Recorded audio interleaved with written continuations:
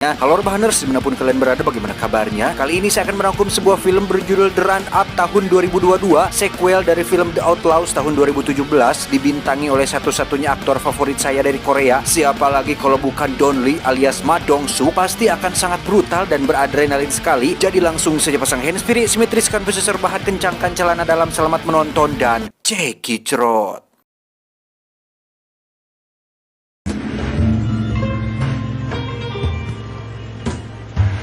Berlatar tahun 2008, di mana data kepolisian Korea mencatat bahwa ada lebih dari 300 penjahat melarikan diri dari polisi ke luar negeri setiap tahunnya, dan kebanyakan dari mereka kabur dan bersembunyi di wilayah Asia Tenggara untuk melakukan tindakan kriminalitas terhadap turis Korea dan pengusaha lokal yang ada di sana. Vietnam adalah salah satu negara yang disinggahi oleh para penjahat Korea, di mana di situ kita akan diperlihatkan dengan seorang turis yang merupakan anak seorang pengusaha kaya raya di Korea. Dia bernama Yonggi. Yonggi saat ini diajak oleh seorang pria Korea juga bernama Jong-hun. Ini bebangusnya yang mengatakan jika ada seorang bos rental mobil yang mengajaknya untuk berbisnis, sehingga Yonggi mau diajak ke tempat sepi untuk bertemu langsung dengan bos rental tersebut.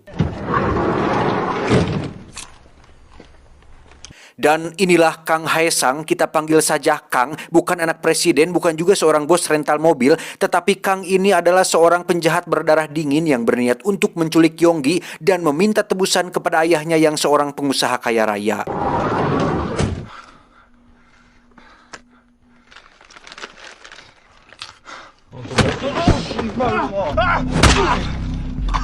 네 눈에는 내가 렌터카 하는 사람으로 보여? 너 납치된 거야? Dan inilah putaran. Beralih ke Korea, kita akan diperlihatkan sebuah situasi tegang tatkala ada seorang penjahat lulusan rumah sakit jiwa sedang mengancam seorang warga sipil menggunakan sebilah pisau. Tidak ada yang berani maju untuk menghentikannya, bahkan para polisi setempat pun agak ragu-ragu dan takut untuk melawannya. Dan ya, akhirnya jagoan kita semua pun muncul. Dialah sang detektif Ma Sok-du. Kita panggil saja Ma Dong-suk nama aslinya. Satu-satunya detektif kepolisian yang memiliki tubuh besar dan punya sebuah tamparan kuat yang mampu membuat siapa saja yang ditaboknya langsung ngajeler atau pingsan seketika. Ketika semua orang takut untuk maju, Ma Dong-suk dengan santainya menyelinap dari jalan belakang yang karena ukuran tubuhnya terlalu besar dan kekar, akhirnya beliau ketahuan juga. Tetapi itu tidak menjadi masalah karena Ma Dong-suk tetap maju untuk menumbangkan pelaku bersajam tersebut. 칼 내가 위험하니까 칼 내려놓으라고.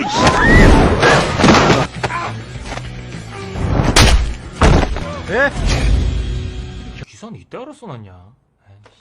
아이고 괜찮아. 눈 가려가지고 난지 몰라. Singkat cerita, Ma Dong-suk terlihat sudah berada di kantor, di mana di situ kita akan diperkenalkan dengan seorang kapten alias atasan Ma Dong-suk bernama, kita panggil saja si kapten. Ini pematuknya. Beliau mengatakan bahwa kantor pusat memerintahkan mereka berdua untuk pergi ke Vietnam karena ada 3 orang penjahat yang sedang berada di sana, yang salah satunya bernama Jong-hun, orang yang kita lihat tadi di awal film. Di antara mereka berdua tidak ada yang bisa berbahasa Vietnam, sehingga si kapten dengan percaya dirinya mengklaim bahwa dirinya akan menggunakan bahasa internasional, yaitu bahasa Inggris, yang hal tersebut dibuktikan ketika dirinya berbicara bahasa Inggris tapi khusus untuk memesan makanan. Make 2 order salad first. No onion and no balsa vinegar. Alhasil, Kapten dan Ma Dong-suk pun harus diperiksa oleh kepolisian bandara Vietnam karena dianggap mencurigakan gara-gara si Kapten berbicara tidak jelas dalam bahasa Inggris. Beruntung ada seorang petugas konsulat bernama Park yang datang tepat waktu untuk menjemput mereka ke kantor konsulat.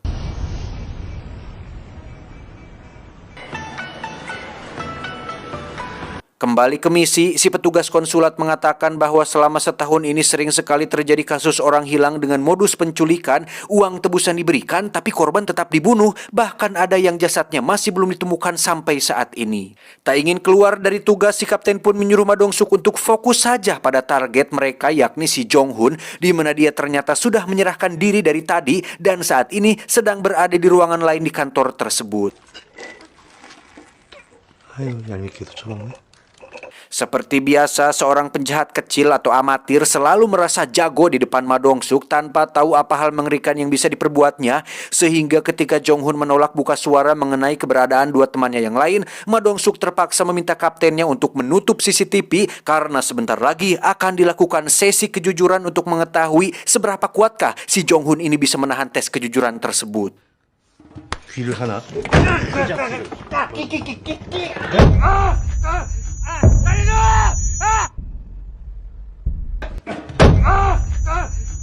Setelah diinterogasi dengan cara yang unik, Ma Dong-suk dan kapten pun segera pergi menuju apartemen tempat kedua temannya yang lain tinggal, di mana Ma Dong-suk lagi-lagi membuktikan kekuatan fisiknya ketika gagang pintu tak sengaja terlepas oleh cengkraman kuat tangannya tersebut. Tak diduga, teman Jong-hun ternyata sudah tewas dengan kondisi yang sangat mengerikan, dibunuh oleh orang lain, sedangkan yang satu lagi menghilang entah kemana, sehingga Ma Dong-suk kembali menemui Jong-hun untuk mencari tahu apa yang sebenarnya sudah terjadi. 야, 일어나 이 새끼야. 아이고 부원장. 얼른 일로. 아니, Jong-hun akhirnya jujur bahwa dirinya sengaja menyerahkan diri karena takut dibunuh oleh Kang Hae-sang, seorang penjahat berdarah dingin yang menculik anak orang kaya di adegan awal tadi, yang kemungkinan besar temannya yang ada di apartemen tadi juga dibunuh oleh si Kang Hae-sang ini. 누구 강혜상? 리조트 사업하는 최용기를 납치하자고 저희를 꼬드겼어요. Semua berawal dari Jong-hun dan kedua temannya yang merupakan penjahat ecek-ecek ini bekerja sama dengan seorang Kang Hae-sang untuk menculik Yonggi dan meminta uang tebusan darinya, di mana saat Kang Hae-sang mengatakan bahwa mereka bertiga hanyalah penjahat amatir pun jelas menimbulkan sedikit ketidakenakan, yang ketika mobil sedang berhenti sejenak, si Yonggi pun kabur dari mobil dan dengan terpaksa Jong-hun dan kedua temannya turun untuk mengejarnya.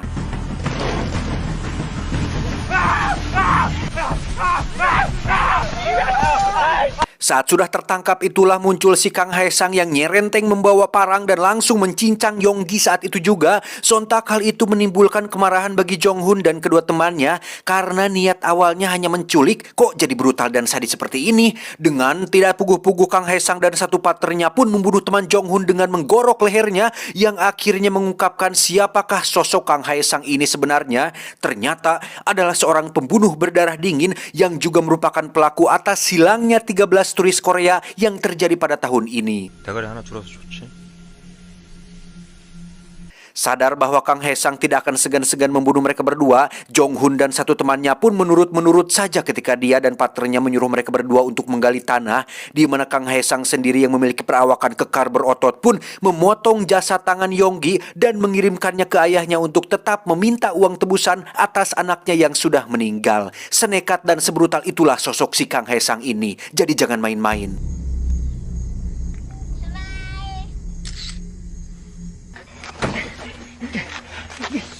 Jong-hun sendiri terus memohon kepada Ma Dong-suk agar segera pulangkan dia ke Korea. Terserah mau di penjara berapa lama pun juga, asalkan dia bisa aman dari sosok si Kang Hae-sang ini. Karena dari rumor yang beredar, Kang Hae-sang adalah sosok yang fokus, nekat, brutal, dan akan melakukan apa saja untuk bisa mencapai tujuannya. Ma Dong-suk pun langsung menelepon rekannya di Korea untuk mencari tahu data tentang asal-usul si Kang Hae-sang ini, kenapa dia sangat ditakuti di dunia kriminal bahkan oleh para penjahat seprofesi sekalipun. Dan sembari itu, Ma Dong-suk dan kapten pun pergi ke tempat dikuburnya jasad Yonggi untuk membuktikan kebenaran perkataan si Jong-hun tadi.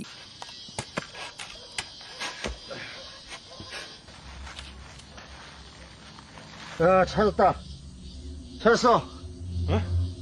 Dan benar saja terdapat dua jasad, satu temannya Jong-hun dan satu lagi jasad si Yonggi, si anak orang kaya. Setelah polisi Vietnam mengurus semuanya, Ma Dong-suk mencoba menghubungi informannya untuk mencari tahu tentang sosok si Kang Hae-sang ini, di mana si informan tersebut mengatakan jika ada seorang preman Korea yang juga sedang mencari si Kang Hae-sang ini, yang siapa tahu preman tersebut mungkin mengetahui sedikit informasi tentang keberadaan si Kang Hae-sang saat ini. Beralih ke tempat lain, lebih tepatnya kediaman si Kang Hae-sang. Di situ kita akan melihat kemunculan sekelompok pembunuh bayaran di bawah naungan di Continental.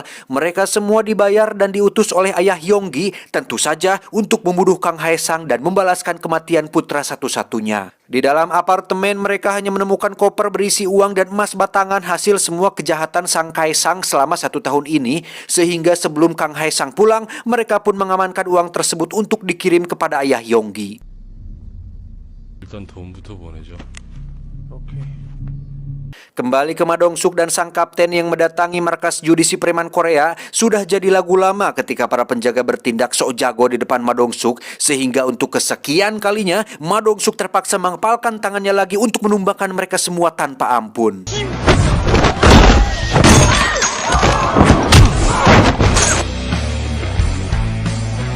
Si preman itu pun terpaksa menodongkan pistol yang bisa dengan begitu mudahnya direbut oleh Madongsuk, sehingga dia akhirnya mau buka suara tentang kediaman si Kang Haesang ini, dan anak buahnya lah yang tahu di mana dia tinggal saat ini. 강해상의 위치 파악해서 가고 있어.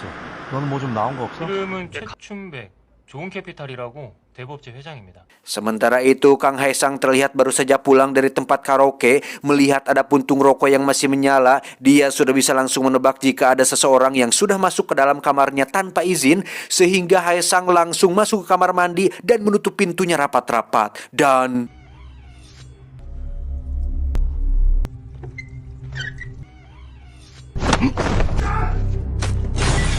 ya, Haesang dan satu partnernya nampak tidak takut dengan kelompok pembunuh bayaran tersebut, dan yang menarik adalah para pembunuh bayaran ini hanya dibekali dengan senjata tajam, bukannya senjata api, entah revolver atau glock atau apapun yang bersifat peluru.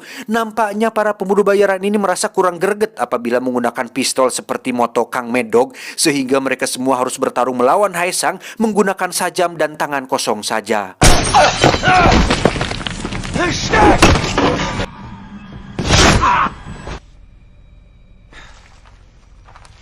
Menggunakan ponsel si pembunuh bayaran, Haesang pun menghubungi ayah Yonggi untuk bertanya kenapa uang dan emas batanganku diambil. Ayah Yonggi pun menjawab bahwa itu adalah bagian dari rencana balas dendamnya, dan beliau juga mengancam akan mengerahkan pembunuh bayaran lain untuk membunuhnya atas kematian putra tercintanya. Dan bukannya panik, Haesang justru dengan santainya mengatakan jika dirinya akan pergi ke Korea untuk mengambil kembali uang miliknya, dan sebelum itu dirinya akan mendatangi beliau dan membunuhnya dengan sangat-sangat keji.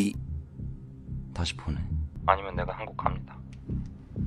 Tak lama muncullah Madongsuk dan si kapten yang baru saja tiba di sana. Mereka berdua langsung masuk ke dalam dan menemukan banyak sekali mayat bergelimangan, dan tiba-tiba ya, si kapten pun terkena bacokan parang, di mana untuk pertama kalinya Haesang akhirnya bertemu langsung dengan Madongsuk. 2-1 tak masalah bagi Madongsuk, dan terlihat sangat jelas jika mereka berdua bukanlah tandingan bagi sang polisi bertubuh penuh daging ini. Namun Haesang berhasil melarikan diri, sementara partnernya tertangkap dengan cara dibuat tak sadarkan diri.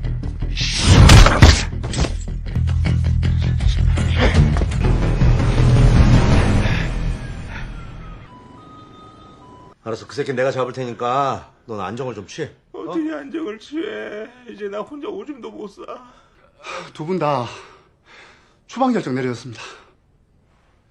Akibatnya mereka berdua harus dideportasi dari Vietnam atas keributan yang terjadi, sementara Madongsuk terus menggali informasi dari partnernya yang akhirnya berkesuara tentang kemana Haesang akan pergi, yakni pergi menuju Korea dengan naik kapal ilegal. 자, 우리 가야 돼. Singkat cerita, mereka berdua akhirnya sampai di bandara Korea, di mana sang kapten bercerita kepada anak buahnya bahwa luka tersebut dia dapatkan dari pertarungan melawan puluhan penjahat. Lah, tak ingin buang waktu, Madongsuk pun pergi ke sebuah tempat yang merupakan markas seorang mantan gangster. Dia bernama Jang Isu, bekas ketua dari geng Isu. Yang pernah nonton film sebelumnya pasti sudah tahu bahwa Jang Isu ini dulunya botak dan selalu saja bisa dimanfaatkan oleh si Madongsuk. Tak jauh beda dengan dulu, Jang Isu yang sekarang pun sama lemahnya ketika harus berhadapan dengan Madongsuk, di mana dia dipaksa untuk mencari informasi mengenai kapal yang akan tiba di pelabuhan Korea, hingga didapatkan lokasi pelabuhan yang akan menjadi tempat tibanya si Haesang di Korea ini. 진짜 촉. 불렀냐? 아닙니다. Singkat cerita, Madongsuk dan anak buah pun terus mengawasi kamera CCTV untuk mengamati kedatangan si Haesang, di mana mereka akhirnya mendapatkan gambarnya dan langsung memasukkan fotonya dalam daftar pencarian orang alias DPO. Sementara untuk si pengusaha kaya, dia tidak ingin begitu saja membiarkan pembunuh anaknya tenang dengan menyewa lagi para pembunuh bayaran, dan kali ini dia tidak main-main lagi dengan tidak hanya menyewa puluhan orang, tetapi ratusan pembunuh bayaran dia sewa hanya untuk memburu si Haesang licin ini. Kembali ke Madongsuk dan si kapten yang kena marah oleh Bapak Kapolda, di mana kekacauan yang mereka timbulkan jelas sudah membuat pusing Bapak Kapolda ini, sehingga kasus tersebut akan diserahkan ke luar negeri untuk diselesaikan. Tak ingin melepaskan kasus ini begitu saja, Ma Dong-suk dan si kapten sudah mempersiapkan kata-kata untuk merayu dan membujuk si Bapak Kapolda dengan menjelaskan secara detail kronologi kasusnya, yang pada intinya, jika kepolisian mereka berhasil menangkap si Haesang, maka reputasi kepolisian mereka dipastikan akan naik dan citra Bapak Kapolda pun akan semakin baik di mata masyarakat. 꼼꼼하게 좀 읽어보시라니까 그러네.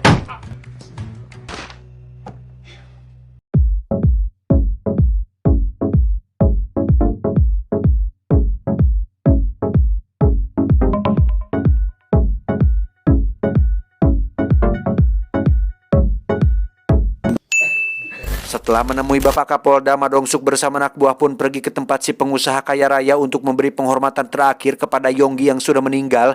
Beliau bernama Kim, ibu dari Yonggi alias istri dari si pengusaha kaya raya tersebut, di mana beliau sangat berterima kasih kepada Ma Dong-suk yang sudah membawa jasad Yonggi kembali ke Korea, dan dia dipersilahkan untuk mencicipi makanan yang ada di acara tersebut. 아니야, 너는 여기 최춘백 잘 감시하고 막둥이는 CCTV 좀 꼼꼼하게 확인해, 알았어? 네.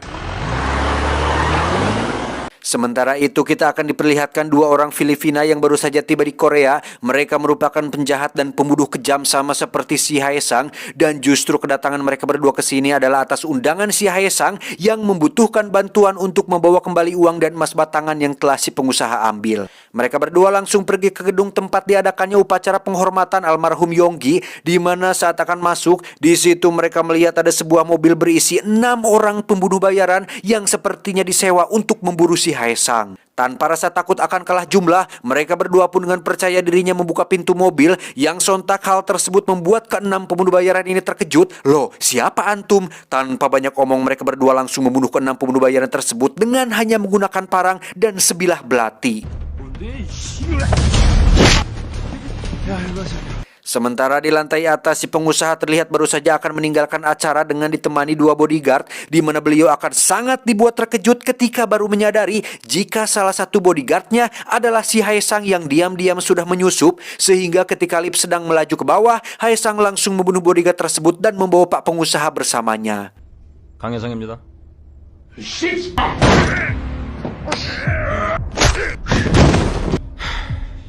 내가 한국 온다고 했지. Sesampainya di bawah, Haesang langsung disambut oleh kedua orang Filipina tadi, di mana mereka berdua meminta bayaran lebih karena baru saja tiba. Mereka sudah harus bekerja keras untuk membunuh para pembunuh bayaran tersebut.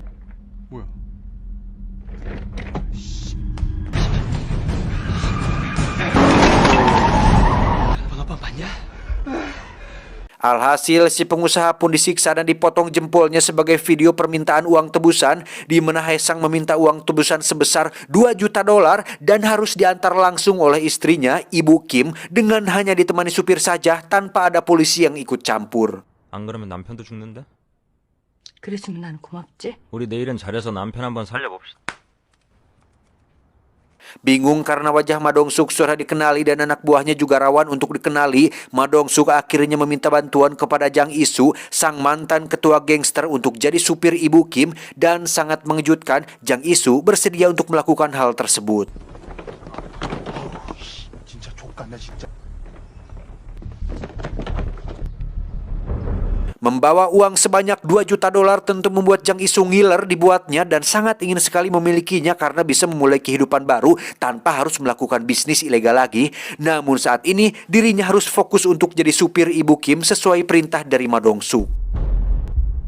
형사님, Dalam perjalanan menuju lokasi penyerahan uang tebusan ini, Ma Dong-suk tentu sudah menyiapkan segala kemungkinan, dimulai dengan mengutus mobil pos berisi anak buahnya yang akan terus mengikuti dari belakang kemanapun Ibu Kim pergi, serta mengutus satu anak buahnya yang lain untuk melacak lokasi disekapnya si pengusaha, dan syukur-syukur bisa melepaskan si pengusaha sebelum Ibu Kim sampai di lokasi penyerahan uang tersebut.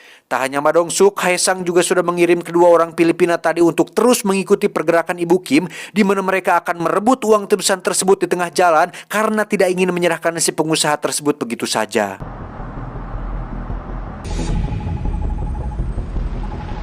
Sementara itu kita akan melihat satu anak buah Ma Dong-suk berhasil melacak keberadaan si pengusaha disekap dan berhasil menemukan si pengusaha untuk dibawa pulang. Namun tiba-tiba muncul si Hae-sang dari belakang yang langsung menikamnya. Beruntung dia tidak tewas karena para polisi sudah keburu tiba di sana untuk memberi bala bantuan.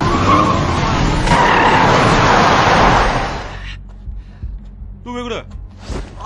강희상 이 새끼가 찌고 도망갔다니까. Dengan terpaksa Hae-sang pun kabur menggunakan mobilnya, di mana dia langsung menghubungi kedua orang Filipina tadi untuk segera mundur karena polisi sudah keburu mengepung. Namun di sini terjadi sedikit selek ketika kedua orang Filipina ini curiga jika itu hanyalah akal-akalan si Hae-sang untuk menguasai uang tebusan itu sendirian, sehingga kedua orang Filipina ini tetap pada rencananya untuk mencegat Ibu Kim di tengah jalan. 아줌마 제껴. Melihat mobilnya dicegat, Jang Isu pun segera mempalegodkan mobilnya dan masuk ke dalam parkiran mall, di mana kedua orang Filipina tadi ternyata tidak mudah menyerah dan mengejar Ibu Kim ke parkiran mall tersebut. Ibu Kim pun meminta supaya Jang Isu segera kabur saja dan biarkan uang tersebut diambil oleh mereka. Namun Jang Isu tidak ingin membiarkan uang sebanyak itu diambil begitu saja, karena seperti yang saya katakan tadi, Jang Isu ini mantan kriminal juga dan ingin uang tersebut menjadi miliknya, sehingga dia nekat memilih untuk menghadapi kedua orang Filipina tersebut daripada kabur menyelamatkan nyawanya sendiri.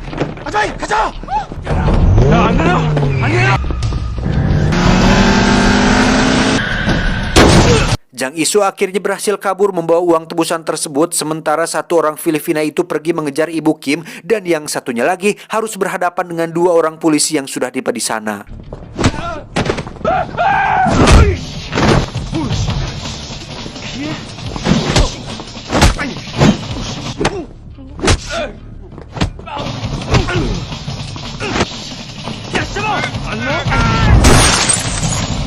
Setelah terjadi sedikit pertarungan, satu orang Filipina pun berhasil ditangkap tanpa ada petugas yang terluka parah. Namun untuk Ibu Kim, dia masih dalam posisi bahaya karena masih dikejar oleh satu orang Filipina tersebut.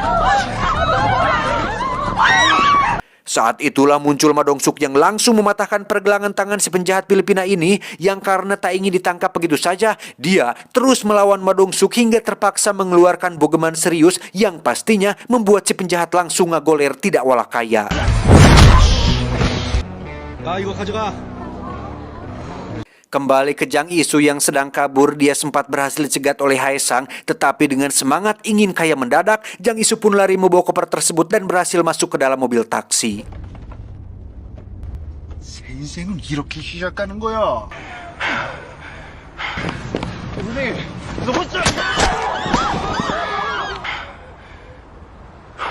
Jang Isu pun pergi ke pelabuhan dan menghubungi satu orang kapten kapal bermata satu alias Pecak, di mana kapten kapal ilegal ini merupakan kenalan dekat Hae-sang yang sebelumnya membawa Hae-sang datang ke Korea.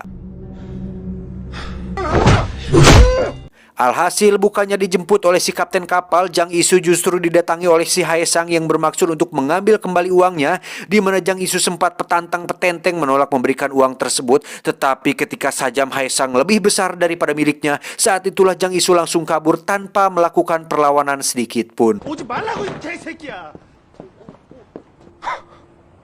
Hae-sang pun kabur naik bus Metro Mini, di mana Jang Isu yang sedari tadi terus mengawasi pun berinisiatif untuk menghubungi Ma Dong-suk dan memberitahukan kemana dia pergi, sehingga pelarian Hae-sang akhirnya diketahui dan tinggal mencegatnya di tengah jalan. Sendirian Ma Dong-suk pun menghentikan bus tersebut dan dengan santainya masuk ke dalam bus, menyuruh semua penumpang untuk keluar dengan tertib, juga sempat memberikan sedikit uang kepada seorang nenek-nenek tua untuk sekedar jajan micin dan permen karet merek Yosan.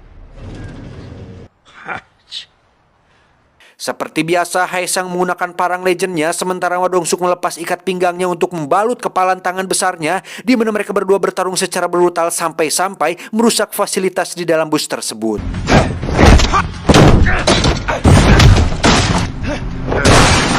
Dan seperti Anda lihat, Hae-sang tentu bukanlah tandingan seorang Ma Dong-suk, bahkan jauh di bawah Ma Dong-suk, yang meskipun Hae-sang berpengalaman dalam dunia kriminal, Ma Dong-suk jauh lebih berpengalaman karena pernah jadi personil di Eternal di Marvel Cinematic Universe.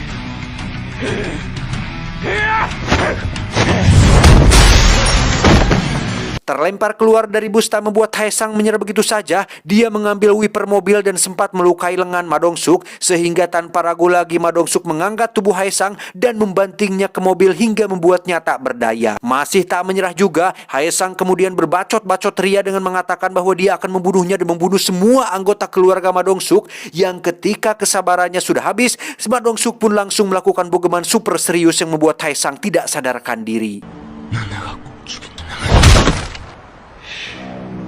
Setelah semua selesai, Ma Dong-suk pun menelepon Jang Isu untuk mengucapkan terima kasih atas bantuannya membereskan kasus ini, yang mana sebenarnya Jang Isu sedang sangat sedih sekali dan kecewa sekali karena gagal menjadi orang kaya mendadak. 여보세요. 야, 장이수. Berkat Ma Dong-suk, kasus ini pun resmi ditutup dengan Haesang yang akan dihukum seberat-beratnya, di mana semua pihak pun mendapat penghargaan seperti petugas konsulat, polisi Vietnam, dan Bapak Kapolda, jika bukan karena Ma Dong-suk yang tak pernah berhenti untuk menumpas segala jenis kebatilan. Meskipun kejahatan akan terus bermunculan dan tidak ada hentinya, setidaknya Ma Dong-suk bisa membuktikan bahwa dengan fisik memadai, jabatan yang dipercayakan, dan kejujuran sejati seorang insan manusia, dia bisa sedikit mengurangi kriminalitas yang membuat orang-orang memiliki harapan baru untuk berjuang demi kebenaran. Tamat ending yang sangat memuaskan. Film